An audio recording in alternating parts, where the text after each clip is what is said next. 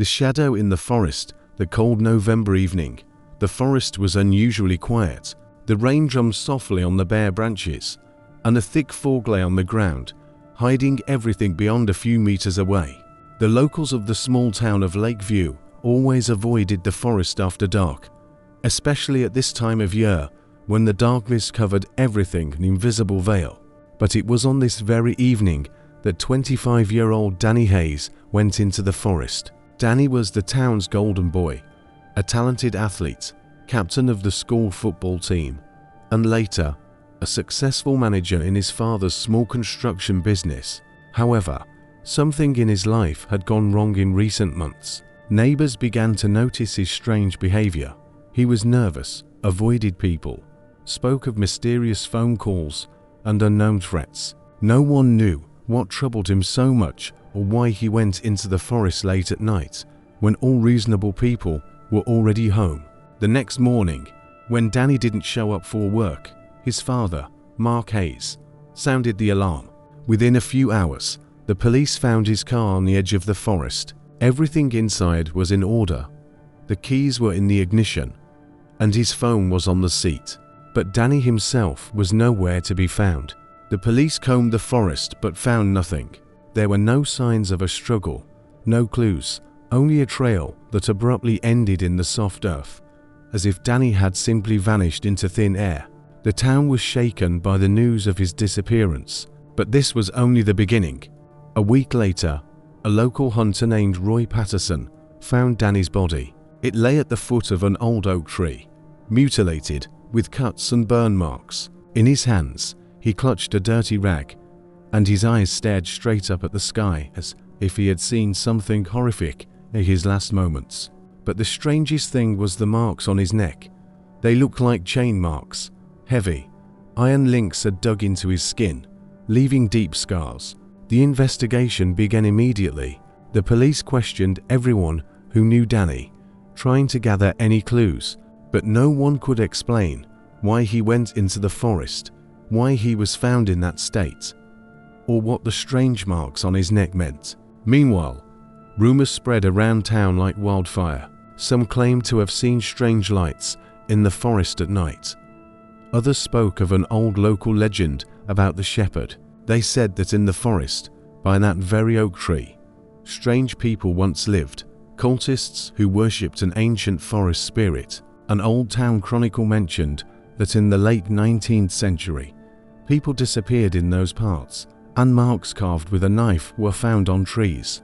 The shepherd takes those who do not repent, the old folks would say. Detective Karen Smith, new to the town, decided to ignore all these stories. She was a woman of action, knew how to separate rumors from reality, and didn't believe in fairy tales. She decided to start the investigation from scratch. She examined Danny's car and studied his phone. The last call had been made to an unknown number. Karen wrote it down and tried to trace it through the database. No results, but she didn't give up. A few days passed when the detective received a call. A quiet female voice on the other end whispered, "I know who killed Danny." The voice belonged to a woman named Sarah Moore, Danny's former girlfriend. She set up a meeting at an abandoned cafe on the outskirts of town. Karen arrived at the appointed time, but found no one there.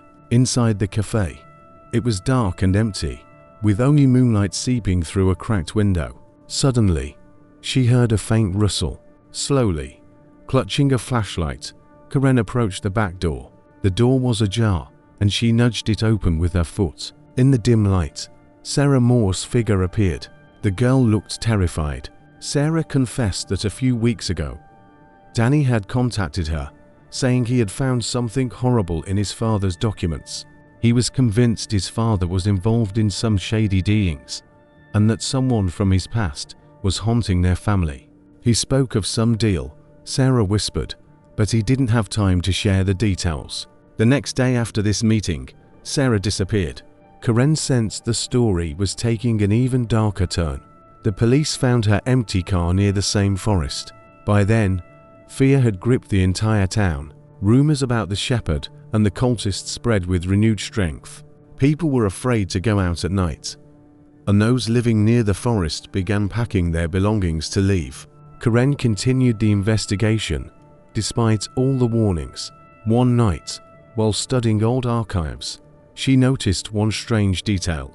A newspaper article from the early 1900s mentioned a fire on a farm near the forest. The farm owner's surname was the same, the Hayes family. She dug further and found out that Danny's great-grandfather, Michael Hayes, had been involved in some conflict with the local community. But the most terrifying thing was that the fire had taken the lives of a dozen people, all of whom belonged to that very cult the townsfolk spoke of. Karen realized she had to find the old farm, now deep in the forest. She went there alone, despite the risk. When she approached the charred ruins, she felt someone was watching her. Suddenly, an old man with a long beard emerged from the shadows, whispering, "They know. They will never leave." Karen asked him who he was and what he wanted. The old man laughed and began talking about an ancient pact, about forest spirits that demanded sacrifices, and about how the Hayes family had long ago made a deal to keep their land and wealth. Danny didn't want to fulfill the conditions. He knew the truth, the old man said, and disappeared into the darkness. The detective returned to town, shaken by what she had heard. But that night, she couldn't sleep. She knew the answer was close, but she felt she was in danger. The next morning, Karen didn't show up for work. In her house, they found only a note: "The shadow in the forest does not forgive." Panic gripped the town once again. No one wanted to stay in a place where death could be lurking behind every tree. To this day, no one knows what really happened. The forest still stands, empty and silent, but those who pass by say they sometimes hear strange whispers in the fog. Who knows, maybe the shepherd does exist and continues to search for his victims.